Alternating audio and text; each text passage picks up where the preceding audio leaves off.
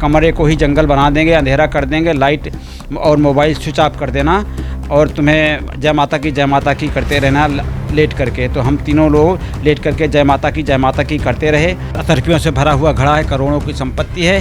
ये दिवाली के बाद में खोलना, ये तुम्हारा पूरा जो है मंदिर बनवाना, इसी से ज़मीन खरीदना और तुम्हारे कई जगह प्लाट होंगे, मकान होंगे। उनको डराया गया कि अगर आप ये कलश खोलते हैं तो आप मर सकते हैं। देखिए इस तरीके से जो है इन लोगों के मन में डर भर दिया था। क्या हुआ है आपके साथ? मेरे साथ 17 लाख की ठगी हुई है। जो ऊपरी चक्कर से भी बच्चे ठीक हो जाते हैं, हमारे राहुल ने कई लोगों को ठीक कराया है।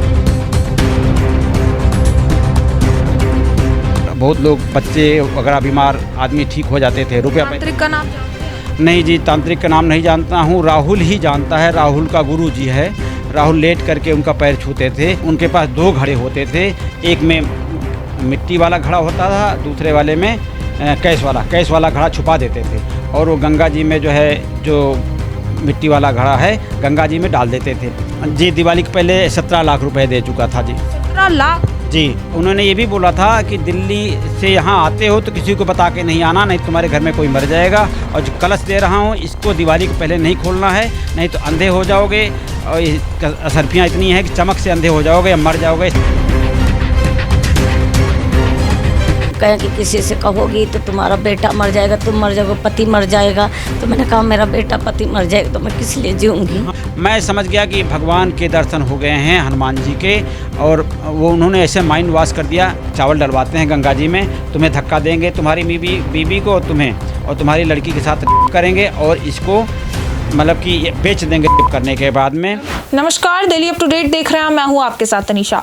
आपने पीरागढ़ी का मामला तो सुना ही होगा, जहां पर एक गाड़ी के अंदर 3 लोगों के शव बरामद होते हैं और इसके जिम्मेदार होता है कमरुद्दीन मौलाना, जो लोगों को काला जादू के सहारे अमीर बनने का झांसा देता है और उसके बाद जो है उनको जहरीला लड्डू खिलाकर उनके साथ लूटपाट कर लेता है। अब ऐसी अंधविश्वास की एक कहानी आपको बताऊंगी। ये मामला है सागरपुर का, जहां पर एक बाबा ने एक परिवार को जो है लालच दिया। उनकी बेटी जो है काफ़ी समय से बीमार थी और वो ठीक नहीं हो पा रही थी, और इसी बात का लालच दिया कि हम आपकी बेटी को बिल्कुल ठीक कर देंगे। और वही दिलासा देते देते जो है परिवार से करीबन 17 लाख की ठगी कर ली। जी हाँ, आप देख सकते हैं किस तरीके से अंधविश्वास के चक्कर में जो है भोले परिवारों को टारगेट कर कर उनसे पैसे लूटे जाते हैं। अब यहाँ पर मेरे साथ वही परिवार मौजूद है। सागरपुर इलाका ये पड़ता है और यहाँ पर क्या कुछ हुआ, कैसे जो है इन लोगों के साथ ठगी की गई, आइए पूरे परिवार से ही जुड़कर हम जानेंगे। क्या नाम है सर आपका? मेरा नाम राम लभट है। क्या हुआ है आपके साथ? मेरे साथ 17 लाख की ठगी हुई है। मेरे किराएदार नंदराम, गौरी देवी, अंश, ये सब मिल कर के अपने दामाद राहुल, मेन किरदार राहुल को बुला कर के बोला कि तुम्हारी लड़की ठीक हो जाएगी। पहले 4-6 महीने से ही नंदराम वगैरह कह रहे थे कि तुम्हारी लड़की मानसिक विकलांग है, कब तक इसका बोझ ढोगे, ये लड़की को ठीक कर दोगे, नहीं तो तुम्हारे मरने के बाद में लड़की इधर उधर धक्के खाएगी।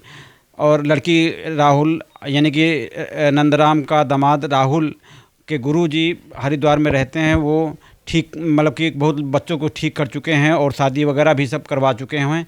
उसी सिलसिले में 5-7 महीने से भी हमारे साथ कह रहे थे कि ठीक हो जाएगी, ठीक हो जाएगी। फिर एक दिन राहुल और निशा दिल्ली में आए थे अपने बाप को देखने के लिए, तो हमने उनसे बात किया, मेरी वाइफ ने, तो उन्होंने कहा हाँ अंकल बिल्कुल ठीक हो जाएंगे। उन्होंने मेरे को हरिद्वार जाने के लिए उकसाया, निशा ने। और तो मानसिक रूप से बीमार थी आपकी बेटी और आपने इलाज वगैरह भी करवाया होगा डॉक्टर्स वगैरह हॉस्पिटल में? हाँ साहब, मेरे को जो है यहाँ से क्या राम मनोहर लोहिया से भी इलाज हुआ, सफदरजंग से भी हुआ और कलावती से भी हुआ है। असर दिखा? कोई असर नहीं दिखा। और अंत में ऑल इंडिया मेडिकल से उन्होंने फिटनेस दे करके बोला सर्टिफिकेट इसका मानसिक विकलांग वाला बना दिया है, और बोला कि जो है बस यही है, उन्होंने बोला। डॉक्टर से भी नहीं हुआ तो आपने एक बाबा पर कैसे विश्वास कर लिया? मेरे को सब इतना ज़्यादा उन्होंने माइंड वॉश किया कि जो है हम उनके चक्कर में आ गए। बताया कि जो है जो ऊपरी चक्कर से भी बच्चे ठीक हो जाते हैं, हमारे राहुल ने कई लोगों को ठीक कराया है। उसी चक्कर में राहुल ने यहाँ से हमसे 30 अगस्त को 1 लाख रुपए कैश में लिया और बाबा से बात कराया है। तो राहुल, आपको डाउट नहीं हुआ कि 1 लाख रुपए वो भी सिर्फ बाबा से बात करने के? जी, डाउट तो हुआ मुझे, लेकिन मैंने इसलिए सोचा कि जो है लड़की, उन्होंने इतना माइंड वॉश कर दिया पूरे घर वालों ने मिल कर के कि ठीक, बहुत लोगों को ठीक कराए हैं, 1 लाख रुपए कोई बहुत बड़ी बात नहीं है। तो मैंने इसलिए उनको दे दिया, निशा और राहुल को, कि वहाँ पर कोई जड़ी बूटी या कुछ तांत्रिक तंत्र विद्या से भी ठीक हो जाता है। उस ठीक कराने के चक्कर में उन्होंने मांगा। 30 अगस्त को मैंने दिया पहली बार 1 लाख रुपए। किराएदार हैं आपके, आप नाम लें। हाँ जी, किराएदार थे। अभी तो यहाँ से भाग गए हैं। 18 नवंबर 2025 को यहाँ से खाली करके, बिना कमरा में ताला लगाए भाग गए हैं रातों रात वहाँ यहाँ से। तो मैं यहाँ से दिल्ली 6 सितंबर को राहुल ने मुझे हरिद्वार बुलाया। मैं, मेरी पत्नी और बेटी, हम लोग गए थे वहाँ। तो बताया कि बहुत बड़ा नाम बताया था कि बाबा बहुत अच्छे हैं, वह गुरुजी, उनका पायलट, बाबा पायलट आश्रम ही उन्हीं का है। मैं भी उनके उसमें रह गया। लेकिन जब वहाँ गया तो बताया कि जो प्रक्रिया करते हैं रात में, गंगा आरती के बाद में ही करते हैं। तो रात में ही हम गए उस कमरे में, पायलट वाले बाबा आश्रम में के पास बने हुए कमरे, झाड़ियों में बने हुए कमरे के पास में गया। तो वो तांत्रिक बैठा था, वो मुझे गंगा जी के किनारे ले गया, वहाँ चावल डलवाया और बताया कि सामने जो जंगल है, जंगल में मरघट वाले बाबा रहते हैं। पहले मेरे पूर्वज वहीं पर वो कराते थे, क्या नाम है, जाकर के तंत्र विद्या कराते थे। वहाँ से बच्चे, बहुत लोग बच्चे वगैरह बीमार आदमी ठीक हो जाते थे। रुपया तांत्रिक का नाम जानते हैं? नहीं जी, तांत्रिक का नाम नहीं जानता हूँ, राहुल ही जानता है। राहुल का गुरु जी है। राहुल लेट करके उनका पैर छूते थे। वो भी यंग उम्र का लड़का है। तो उन्होंने बताया कि उस कमरे में लेके जाएंगे तो जैसे सामने अंधेरा है जंगल में, वैसे जंगल कमरे को ही जंगल बना देंगे, अंधेरा कर देंगे, लाइट और मोबाइल स्विच ऑफ कर देना और तुम्हें जय माता की करते रहना लेट करके। तो हम तीनों लोग लेट करके जय माता की करते रहे। 15-20 मिनट के बाद में वो मरघट वाला बाबा आया और मेरे घर के बारे में पूरी बात बताने लगा। मेरी बेटी कब से विकलांग है, कैसे क्या है, बहू के बारे में बताने लगा, लड़के के बारे में, सब कुछ, जितनी घर में जितनी घटना घटित हुई है, जितना मैंने अपने किराएदारों को बताया था, वो पूरी बात वो बताने लगा। तो इससे आपको लगा कि ये तो सब जानते हैं, तो विश्वास जीतने की कोशिश की जा रही है? जी, मैं तो समझा सही कि उन्होंने लोगों ने बताया कि यही भगवान यही सब कुछ करते हैं। मरघट वाले बाबा यानी हनुमान जी हैं। तो मैं समझ गया कि यार हनुमान जी हैं, अच्छा हुआ दर्शन हो गया। मैं तो उनके उसमें रह गया। कब लाल मतलब कि ऊपर से चमक थी उनके, और वो कहाँ से आए भगवान जाने। और आदमी, बात समझ में आ रही थी, लेकिन आदमी जैसे बोल रहे थे, आदमी जैसे आवाज़ नहीं थी उनकी। तो मैं समझ गया कि यार कोई देवता हैं ज़रूर। फिर उन्होंने मेरे से कहा, बेटा जो है तुम्हारी लड़की तो ठीक हो जाएगी, तो 90, पहले तो 5100 रुपये लिया था वहाँ पर उसने। फिर बताया कि जो है वो मरघट कस्तूरी चढ़ा दे हमारे को, बाबा ने कहा। तो तांत्रिक ने बताया कि जो है 90,000 का आएगा कस्तूरी। अच्छा, 90,000 का वो क्या करेंगे? कस्तूरी। अच्छा। तो फिर उन्होंने कहा 11 सितंबर को लेकर के आना, जो है 90,000 रुपया लेके आना, हम यहाँ से कर लेंगे। फिर हम आए तो जो है उन्होंने मेरा पैसा राहुल को हमने दिया, राहुल ने पैसे मटके में डाला, तांत्रिक को दिया, तांत्रिक ने मैं मटके में पैसे डाला और उसको लाल कपड़े में बांध करके हमें बोला कि जय माता की करते रहो, लाइट बंद करके लेट जाओ और मोबाइल बंद करके। हम लोग लेट गए और इतनी देर में उनके पास 2 घड़े होते थे। एक में मिट्टी वाला घड़ा होता था, दूसरे वाले में कैश वाला घड़ा छुपा देते थे और वो गंगा जी में जो है, जो मिट्टी वाला घड़ा है, गंगा जी में डाल देते थे। उन्होंने जाके डाल दिया 90,000 रुपये। मैं समझा सही 90,000 रुपये डाल दिया। फिर हम आए, फिर वही प्रक्रिया जो है रात में ही, अगले दिन, हाँ, फिर जो है ना डाल दिया। तो फिर हम आए, उसी समय आए, यानी कि 11 सितंबर को ही आए, मतलब डाल करके, पैसा डाल करके आए। तो थोड़ी देर में फिर मरघट वाले बाबा आए, मतलब कि लाइट बंद करवा दिया उसने। और मरघट वाले बाबा आए तो उन्होंने हमारे बारे में पूरी बात बताने लगा कि कैसे मैं, मतलब कि हम 6 सितंबर को जब वहाँ पर हम पहली बार गए थे, जब उन्होंने मुझे 90,000 लाने के लिए बोला तो हम यहाँ दिल्ली आए थे। फिर 11 सितंबर को बुलाया था हमें, समझ रहे हैं ना जी। तो ये तो बता रहे थे वो टोटका जो ये सब करो, तो शायद बेटी का क्या इलाज किया इन लोगों ने? बेटी के इलाज उन्होंने ये किया कि उन्होंने सारा मतलब कि बताया कि जो है तुम दिवाली में ही सारा काम करेंगे, पहले दिवाली में ही सारा मैं ये पैसे भी जितना भी 17 जो भी पैसे लिए हैं पैसे वापस कर देंगे जो भी है, और तुम्हारी लड़की का इलाज कर देंगे पूरा बाद इलाज शुरू होगा दिवाली के बाद? दिवाली के बाद में ही होगा। दिवाली से पहले कितना पैसा दे चुके थे आप? जी दिवाली के पहले 17 लाख रुपए दे चुका था जी। 17 लाख? जी हमारे को जी क्या नाम है ये, फिर इन्होंने 11 तारीख को मुझे बुलाया तो मैं 11 तारीख को गए तो 90,000 रुपये उस पर हमने दिया, तो फिर वही मटके में डाल करके गंगा जी में डाल करके फिर वो मरघट वाले बाबा आए तो कहते हैं मेरे नाम से मंदिर बनवा देगा। मैंने कहा जी मेरे पास ना पैसा है ना जगह है, तो उन्होंने कहा तू लेट जा, मैं तुझे जो है वो कलश दे रहा हूँ अशर्फियों से भरा हुआ। तो हम लेट गए, हम लोग आंख बंद करके, तो ये कलश जो रखे हुए हैं, कलश में अशर्फिया कह रहे हैं, वो अशर्फियों से भरा हुआ कलश? हाँ, इस पे 1-1 रुपये वाला सिक्का उन्होंने तांत्रिक ने दिखाया। अब आपको कलश दिखा दूँ, ये कलश आपने कब खोला था? ये अभी साहब आए थे वो मीडिया वाले, तो तभी खोला है हमने, पहले नहीं खोला। पहले कलश नहीं खोला? कभी नहीं खोला। उन्होंने कहा था कि खोलेगा कोई तो मर जाएगा, तो इसलिए हम डर की वजह से खोले नहीं, क्योंकि उन्होंने ये भी बोला था कि दिल्ली से यहाँ आते हो तो किसी को बता के नहीं आना, नहीं तुम्हारे घर में कोई मर जाएगा। और जो कलश दे रहा हूँ इसको दिवाली को पहले नहीं खोलना है, नहीं तो अंधे हो जाओगे, और असरफियाँ इतनी हैं कि चमक से अंधे हो जाओगे या मर जाओगे। सांप भी हो सकता है। जो आंखें आपकी खराब है पहले से है? मेरी आंखें जो मैंने आंख बनवाई है, जो है पिछले मंगलवार को हमने आंख अपना खुलवाया है। पहले से खराब थी आंखें? नहीं, आंख तो मेरी ठीक है, आंख ऑलरेडी ठीक है, मैंने आंख बनवाया है, मोतियाबिंद हो गया था ना, ऑपरेशन करवाया जी। आंख खोल दूँ? देख दूँ, बता दूँ, ये वो ढोंगी बाबा का जो आपको करिश्मा नजर आ रहा होगा, कहा जा रहा था कि इस कलश में अशर्फिया है, और आपको साफ तौर पर दिख रहा होगा इस कलश में मिट्टी भरकर इन लोगों को दे दिया गया। उसके बाद जो है इनको डराया गया कि अगर आप ये कलश खोलते हैं तो आप मर सकते हैं। देखिए इस तरीके से जो है इन लोगों के मन में डर भर दिया था। आप खुद सोचिए, अब हैरानी की बात है कि यहाँ पर जब मीडिया आई है उसी के बाद इन लोगों ने कलश खोला है, यानी कि इतना डर बैठा दिया था इन लोगों के अंदर कि तब से लेकर पिछले साल जो है, ये सितंबर की बात है, और आज आप देख लीजिए फरवरी 2026 आ चुका है, और तब से इन लोगों ने कलश नहीं खोला। आज ये कलश खोला गया, कलश के अंदर अशर्फिया है या नहीं आपको तस्वीरों से ही नजर आ रहा होगा, तो आप खुद हैरान रह गए होंगे कि यहाँ पर इस पे क्या था। जी हम अभी खोले, अभी हैरान रह गए साहब, पूरी बात तो सुने। फिर 11 लाख रुपए हमने जो है यहाँ आए तो मेरे से जो है हमने जो है 6,20,000 रुपये मकान का कागज़ रख करके जो है 3% ब्याज पर पैसे लिया, और L&T फाइनेंस से लोन लिया 4,80,000 रुपये। 11 लाख रुपए लेकर के हम गए वहाँ 22 सितंबर को, तब भी उन्होंने भी वही जो है घड़ा में पैसे डाला और उसको छुपा दिया, आंख बंद करके बोला कि जय माता की करते रहो।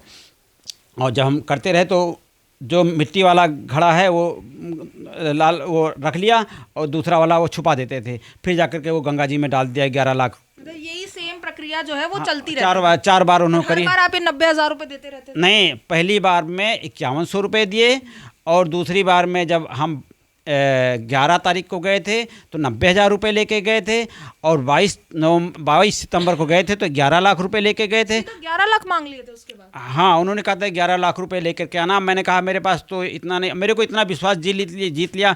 मैं समझ गया कि भगवान के दर्शन हो गए हैं हनुमान जी के, और वो उन्होंने ऐसे माइंड वॉश कर दिया कि हनुमान जी का मेरे को एक्चुअली 2 लड्डू खिला दिया था, और ऊपर से हाथ फेरते थे जब हम लेट जाते थे ना, तो मेरे ऊपर से हाथ फेरते थे, कोई भभूत डालते थे, और मैं उनके बस में हो गया था। आपको शक नहीं हुआ कि भगवान थोड़ी पैसे मांगेंगे, हमें देने वाले हमसे पैसे कैसे मांग सकते हैं? मेरे को तो यही तो मुझे लगा, लेकिन मैं तो ये उन्होंने कहा था भगवान दिवाली में ये पूरे पैसे वापस हो जाएंगे, खाली तुम्हारी ये हो रही है क्या नाम है परीक्षा हो रही है, और ये भगवान हनुमान जी परीक्षा ले रहे हैं। आपको शक नहीं हुआ उस वक्त जब आपके पति 11 लाख रुपए दे रहे थे? बेटा शक तो हो रहा था, मुला डरवा दिया था ना उन्हें कि कोई मर जाएगा। कि भगवान के नाम पे पैसे मांग रहे हैं? हाँ, भगवान के नाम पे, कहीं गंगा माई के नाम से मांग रहे हैं, भगवान के नाम से मांग रहे हैं, और कहें कि किसी से कहोगी तो तुम्हारा बेटा मर जाएगा, तुम मर जाओगे, पति मर जाएगा। तो मैंने कहा मेरा बेटा पति मर जाएगा तो मैं किस लिए जीऊँगी, हम भी मर जाएंगे। बेटा मेरे समय से ये प्रक्रिया चल रही थी? बस वही जितना बता रहे हैं सितंबर से। बस स्टार्ट कब हुआ था ये सब? ये 30 अगस्त को हुआ था, जब यहाँ से 1 लाख रुपए दिया था। 1 महीने तक चलता रहा था ये सब? 1 महीना चलता रहा मैडम। ये हमारे को जो है ना दिवाली में बुलाए थे कि चेक बुक लेकर के आना, ब्लैंक चेक बुक लेके आना, और क्या नाम है, एक स्टाम्प पेपर लेकर के आना। तो हमने कहा ठीक है, हम जाने के लिए तैयार हो गए यहाँ से। तो 8 अक्टूबर को मेरे पास फ़ोन आया हरिद्वार से मेरे नंबर पे। मैंने कहा हाँ बोलिए। तो उन्होंने कहा कि तुम जो है ना यहाँ दिल्ली हरिद्वार आते हो? मैंने कहा हाँ जी आता हूँ। तो कहते हैं क्या करने? मैंने कहा कि जो है बस दर्शन करने के लिए आता हूँ, नहाने के लिए, क्योंकि इन्होंने बोला है कि किसी को बता के आओगे तो तुम्हारे यहाँ कोई मर जाएगा, अनहोनी हो जाएगी। कॉल किसका आया था वैसे? जो है उन्हीं के बंदों का होगा, क्योंकि उनको उस ठग को पैसे नहीं मिले होंगे तभी उसने, क्योंकि वहाँ पर हमारा रजिस्टर में नाम जो दोबारा तीसरी बार हम लेके गए थे पैसे, तो जय बजरंग गेस्ट हाउस में लेके गए थे, तो वहाँ बाकायदे एंट्री होती है, आधार कार्ड लगा के मोबाइल लिखा जाता है। तो वहाँ से उसने मेरा नंबर निकाला होगा, फिर फ़ोन किया है। तो उन्होंने कहा कि तुम अगर इस बार दिवाली में आओगे तो तुम्हें ये गंगा जी में रात में वहाँ डलवाते हैं, चावल डलवाते हैं गंगा जी में, तुम्हें धक्का देंगे, तुम्हारी बीबी को, तुम्हें और तुम्हारी लड़की के साथ रेप करेंगे और इसको मतलब कि बेच देंगे रेप करने के बाद में। धमकी दी आपको कॉल पर? नहीं, उसने बताया नहीं, उस बंदे ने, वो बंदा हमारे लिए भगवान बन करके मुझे बताया कि तुम्हारे साथ ऐसे ठगी हो रही है, अगली बार ऐसे आओगे तो ये लोग ऐसे करेंगे, ये बहुत बड़े ठग हैं, इनका बहुत बड़ा गिरोह है, इन्होंने बहुत लोगों को ऐसे मार चुके हैं, रात में ही जाके गंगा जी में धक्का दे देते हैं। अब किसी को वहाँ सुनसान जगह में कोई होता नहीं है, कोई पता नहीं चलता है। अच्छा, तो उसने आपको आगाह कर दिया था कि अगर तीसरी बार गए तो लौट कर वापस नहीं आओ? नहीं, 5वीं बार दिवाली में 5वीं बार था। हाँ, और उसने मेरे को बोला था कि चेक बुक लेकर के आना। चेक बुक अगर हम लेके जाते, उसने मेरे को बताया भी, जो दूसरा बंदा जिसने फ़ोन किया था, कहता चेक बुक लेकर के आओगे, क्योंकि तुम अपने बच्चों को बता के नहीं आते हो, यहाँ हरिद्वार आ रहे हो, और तुमसे ब्लैंक चेक पे साइन करवा लेंगे, स्टाम्प पेपर पे साइन करवा लेंगे, फिर तुम्हारे घर पे जाकर मकान में कब्जा कर लेंगे। वहाँ तुम उस किराएदार हैं, उसके सास ससुर, वहाँ पर वो खाली नहीं करेंगे और तुम्हारे बच्चों से भी पैसे मांगेंगे। तुम्हारा कोई प्रूफ नहीं रहेगा, क्योंकि गंगा जी में जब डूब जाओगे तो कोई पता नहीं चलता है वहाँ पर कोई, क्योंकि घर से पता कि जा नहीं रहे हो यहाँ वहाँ पर कि हरिद्वार जा रहे हो। बच्चे तो तुम्हारे कानपुर लखनऊ ढूंढेंगे। कितने बच्चे हैं आपके? मेरे पास तो 4 बच्चे हैं जी। और चारों में से सिर्फ आपकी बेटी को ही पता होगा ये सब कि आप वहाँ पर जाते थे? मेरी बेटी मानसिक विकलांग है, इसको पता है, मेरी वाइफ को पता है बस। और किसी आपके तीनों बेटों को? ना, हम किसी बच्चे को नहीं बताते थे, किसी को भी नहीं बताते थे कि मैं वहाँ जा रहा हूँ जी। तो उसके बाद फिर आप गए थे जब आपको एक कॉल आ गई थी कि भाई वापस लौट के नहीं आओ? नहीं, तब से नहीं गए बेटा, तभी से काम रवैया थाना पुलिस करने लगे। तो तब से आपको तो उसी वक्त पुलिस को बताना चाहिए था और वहीं पर वही जगह दिखानी चाहिए थी पुलिस को कि यहाँ पर हमारे साथ नहीं, जब हम दिल्ली में आ गए थे तब वो 8 अक्टूबर को आ गए, तो इन्होंने मना कर दिया कि नहीं जाना है, नहीं जाना है, वहाँ वो मार देंगे। उनका जो है काफ़ी लंबे हाथ है, वहाँ भी हम जाते तो कुछ भी हो सकता है। पुलिस वाले क्या करते, फिर हम यहाँ अपने पुलिस को दिल्ली में गया, यहाँ पर हर 15 तारीख को यहाँ गया दिल्ली में, अपने जो है सागरपुर में 2-3 बार गया। इन्होंने हमारी रिपोर्ट नहीं लिखी तो फिर हम जो है उसके पास गए, क्या नाम है, मुख्यमंत्री के पास। तब इन्होंने हमारी रिपोर्ट जा कर के लिया और इन्होंने हमारी रिपोर्ट 30 अक्टूबर को लिया। 30 अक्टूबर वाली रिपोर्ट हरिद्वार कह रहे हैं, हरिद्वार भेज दिया, जबकि हमारी घटना यहाँ से घटित हुई थी। 1 लाख रुपया यहाँ से 1 लाख रुपए जो दिया था, टोटल 17 लाख की ठगी हुई है। लेकिन जो पहली रिपोर्ट में है 1 लाख लिखना रह गया था गलती से, तो इसलिए हमने 8 अक्टूबर को दिल्ली से दिए थे वो लिखना रह गया था। फिर मैंने दोबारा रिपोर्ट लिखी कि जो है ऐसे दिल्ली से घटना घटित हुई थी, यहाँ से पैसे ऐसे 1 लाख रुपए और गए। दोनों रिपोर्ट में, दोनों शिकायतों में लिखा है कि 17 लाख रुपए हैं। अब इन्होंने मेरे को जो है डरा दिया, क्या नाम है, SHO ने, कि तुम झूठ बोल रहे हो, गलत बोल रहे हो, तुम्हारे ऊपर कार्रवाई हो जाएगी, सागरपुर के SHO ने। फिर मैंने रोहित IO से कई बार मिला, इन्होंने कुछ नहीं किया। हमने जो है इस बात को DCP को भी लिख दिया है, प्रधानमंत्री जी को भी लिख दिया है और पुलिस कमिश्नर को भी लिखा है, और होम मिनिस्टर, उपराज्यपाल, विकलांग आयोग, महिला आयोग, अनुसूचित जाति आयोग, मानव अधिकार आयोग, कुल मैंने पुलिस के पास ये केस गया, उन्होंने दर्ज किया है यहाँ। हाँ, उन्होंने पास गया था, जो है DCP ने भेजा था, तो उन्होंने हमसे पूछा, तो उन्होंने फाइल हमारी वापस कर दी थी कि दिल्ली से ही घटना घटित हुई है, तो FIR 0 FIR बन करके यहाँ से आनी चाहिए। तो उन्होंने नहीं लिया, क्या नाम है, उसने वहाँ के हरिद्वार के पुलिस ने। अभी एफआईआर कहाँ हुई है? अभी एफआईआर नहीं हुई हुई नहीं है आप लोगों अभी तक नहीं हुई। खाली इन्होंने शिकायत हमारे लिया है, की? सागरपुर थाने ने करी है ना हरिद्वार पुलिस ने करी? ना हरिद्वार। अब अभी हमारे पास तो कागज़ नहीं है, मैं आपको भेज दूंगा। पीएमओ का हमारे पास फ़ोन आया था पर 7 तारीख को कि हरिद्वार वालों ने जो है पीएमओ ने जो है हरिद्वार भेजा था मेरी फाइल, और वहाँ के जो वहाँ का पुलिस अधीक्षक हैं उन्होंने दिल्ली के लिए भेज दिया कि दिल्ली में ही घटना घटित हुई है, तो यहाँ की पुलिस यानी कि सागरपुर वाली पुलिस ही एफआईआर दर्ज करे। लेकिन अभी तक की नहीं। अभी कुछ नहीं किया है जी। और अब हमारे साथ तो मैं परेशान हो रहा हूँ बहुत ज़्यादा। मैं कई बार गया राजकुमार जी के पास, एसओजी जी के पास, और क्या कहना था उनका? उनका यही कहना था कि जो है वहीं हरिद्वार जाओ। मैंने कहा हरिद्वार वाले कह रहे दिल्ली में होगा, दिल्ली वाले कह रहे हरिद्वार में होगा, कोई केस लेने को तैयार नहीं। जी हरिद्वार में तो हमने कहा हरिद्वार में मुझे मार देंगे। एक्चुअली वो लोग इस चक्कर में हैं कि अगर ये हरिद्वार आए तो इसको मार देंगे। ये हमको मारने के चक्कर में हमारे को 2-3 बार इन्होंने धमकी भी दिया है। पड़ोसियों का नाम लेना चाहिए था, उन किराएदारों का नाम लेना चाहिए था आपको, जिन्होंने आपको फंसाया इन चीज़ों में। जी नहीं, वो भी ठग हैं। जो हमारे जो किराएदार हैं नंदराम, गौरी देवी और अंश, जो किराएदार किराए पर रहते भागे थे वो यहाँ से?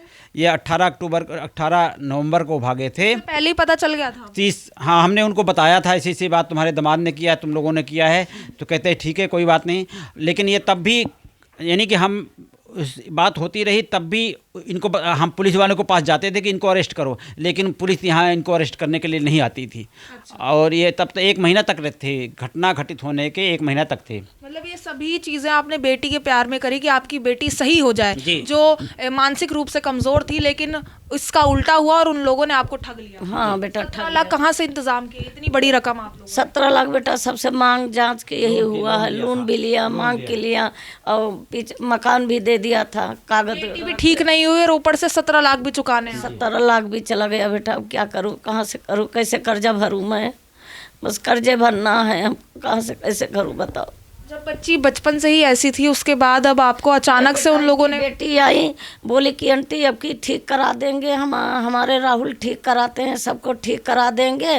और एक हमारे खिया आया था तो सोने का नागिन, उनकी बेटी बोली कि सोने का नागिन चढ़ाए थे, 1 करोड़ रुपया दिया, उनके घर ठीक हो गया।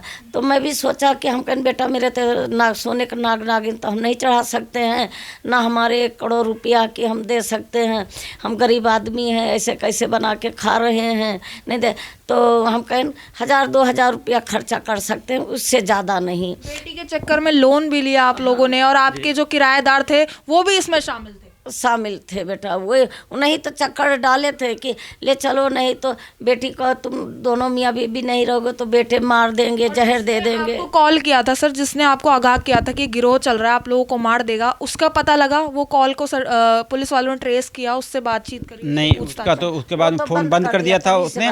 उसने कहा था हमको दोबारा फ़ोन मत करना। उसने कहा कि जो है बस एक ही बार, फिर उसके बाद कई बार हम फ़ोन मिलाते रहे, उसका फ़ोन मतलब एक ही बार 1 टाइम बात हुई है, उसके बाद आज तक कोई बात नहीं हुई उस नंबर पे।